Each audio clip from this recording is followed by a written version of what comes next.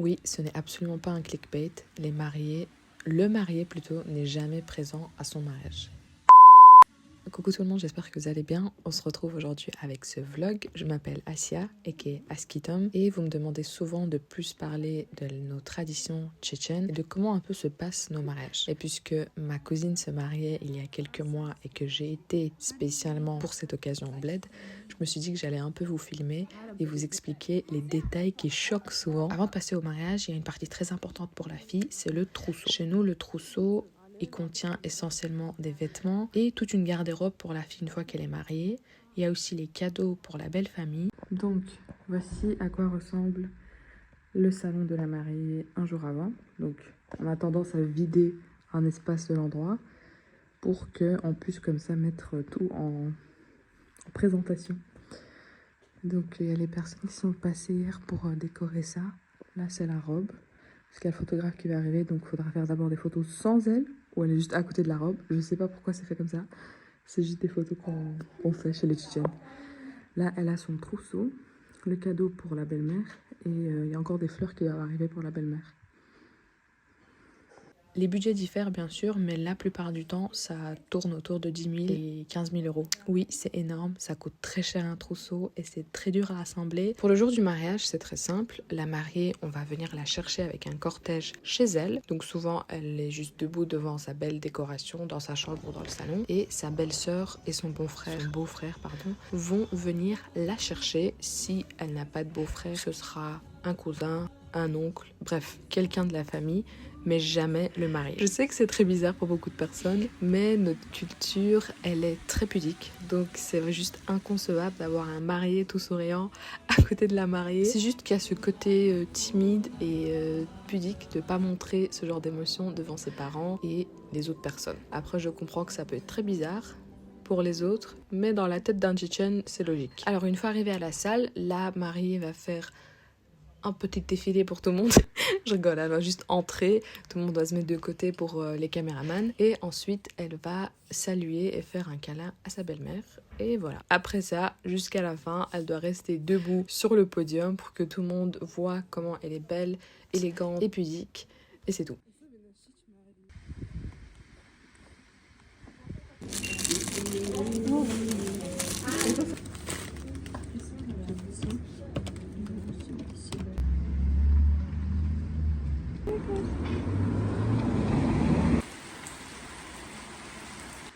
Je vous avais dit que ma grand-mère avait une petite pâtisserie dans le village. Et regardez, c'est très vide aujourd'hui parce que toute la marchandise a été emmenée au magasin. Mais elle a fait ça hier. C'est des sortes d'éclairs, mais avec une crème bizet. Donc c'est une crème meringue avec un peu de slivke et du gouchang. Et c'est tellement bon, je vous dis. Les autres trucs, j'aime plus autant parce que j'en peux plus d'avoir mangé. C'est Ludovic. Vous avez la recette sur ma page Insta. Ça, c'est Napoléon, un de mes desserts préférés. C'est tellement bon. Ça aussi, c'est Ludovic. Donc, il reste que ça dans le magasin et un peu de Solchinski que ma cousine vient de faire. Donc, tout est fait ici, chez nous. Et puis, on les emballe comme ça. Regardez. Ça, c'est vraiment un de mes desserts préférés. Mais là, je veux pas ça. Je veux des avalonouilles.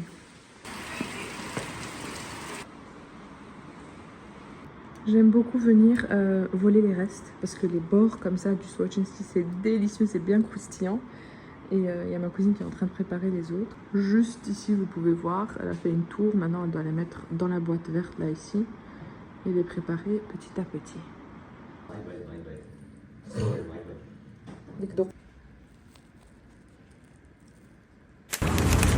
Bon, vous savez qu'à chaque fois que je vais au bled, j'essaye de passer quelques jours à Grozny au moins pour voir la ville parce qu'on a tendance à pas sortir du village. Et cette fois-ci, j'ai une recommandation, mais incroyable, c'est le restaurant KAF. QAF. Si vous allez à Grozny, je vous en prie, testez ce restaurant, c'était incroyable. Je pense que juste en une dizaine de jours, on a été là-bas 4 fois. C'est un des meilleurs restaurants au bled que j'ai testé. Les plats sont délicieux, le service est super et le vibe, il est trop agréable. On a ramené notre cousin, notre cousine, on est re-allé toute seule. Vraiment, c'est un grand coup de cœur.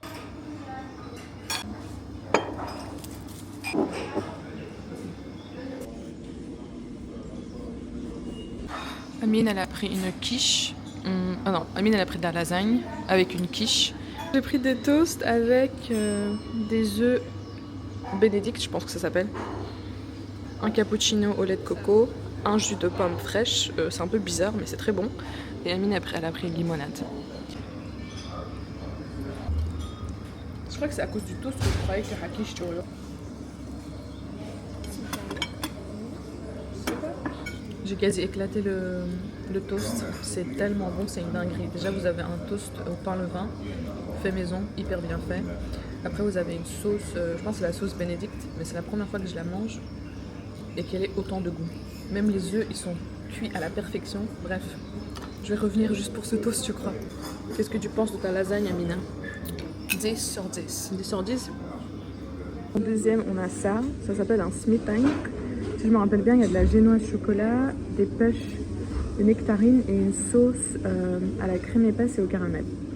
À ce qu'il c'est délicieux, je l'ai vu dans les stories de beaucoup de blogueurs en Chine. On va voir ce que ça donne. Elle a pris un tiramisu.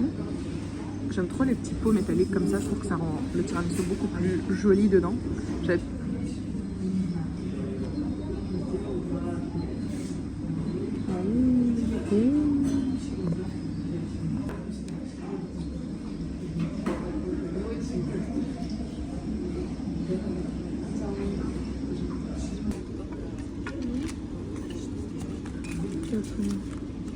Ce qui est trop bien au bled, c'est les chambres à part comme ça pour pouvoir prier.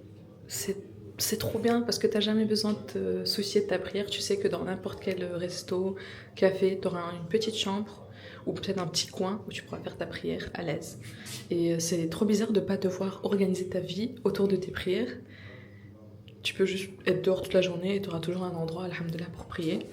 Là, vous avez une petite zone pour faire les ablutions. Et regardez, ça c'est pas à la main.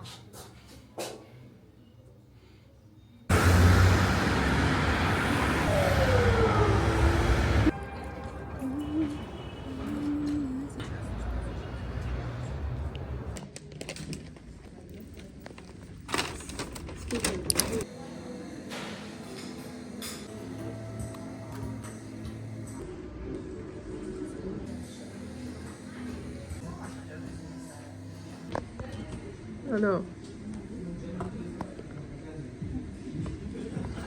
moi je voulais prendre un truc nouveau, j'ai peur de regretter.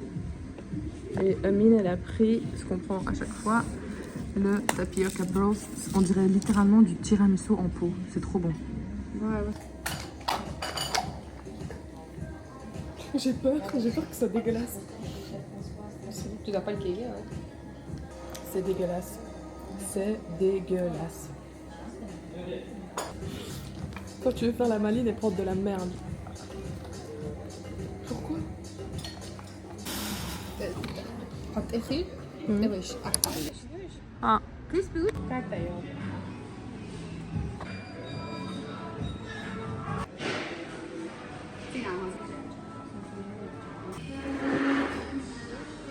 C'est de gyro. Saïd il a pris un burger. Moi j'ai pris un burger. Et Roque elle a pris une assiette aussi. عندما يقطع التنفع شلون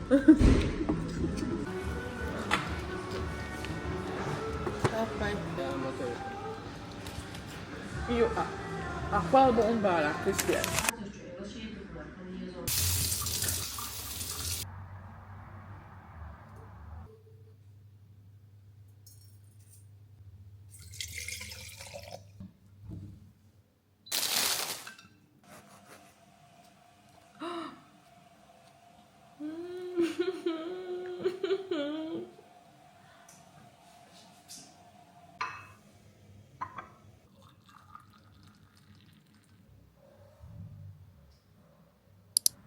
Ma très chère amie Iman m'a dit que je ne pouvais pas partir sans tester les cinnamon rolls de ces Cinnabon. Et je vais pas vous mentir, je fais des cinnamon incroyables. La recette est sur mon Instagram, mais celui-là était délicieux. J'ai tendance à être très vite écœurée par le sucré, mais là c'était juste parfait.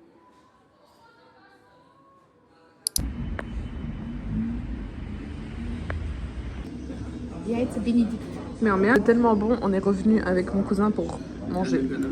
Lui il a pris des lasagnes, Emile il a pris des galmash Vous connaissez sûrement des ganaches si vous êtes dans mon compte, mais revisité. Et elle a repris le même toast. Et moi, j'ai pris ratatouille avec du poulet.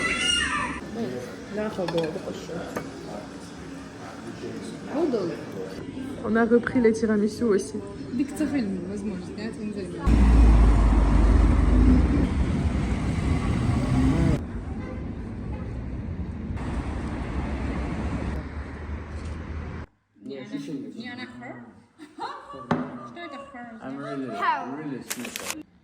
Donc voilà, j'espère que ce petit vlog vous a plu. Je sais qu'il était assez court, mais j'avais un peu du mal à filmer quand j'étais au bled parce qu'il y a eu énormément de péripéties. Je vous dis à très bientôt.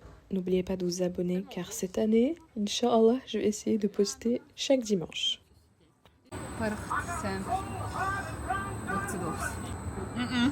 For you too.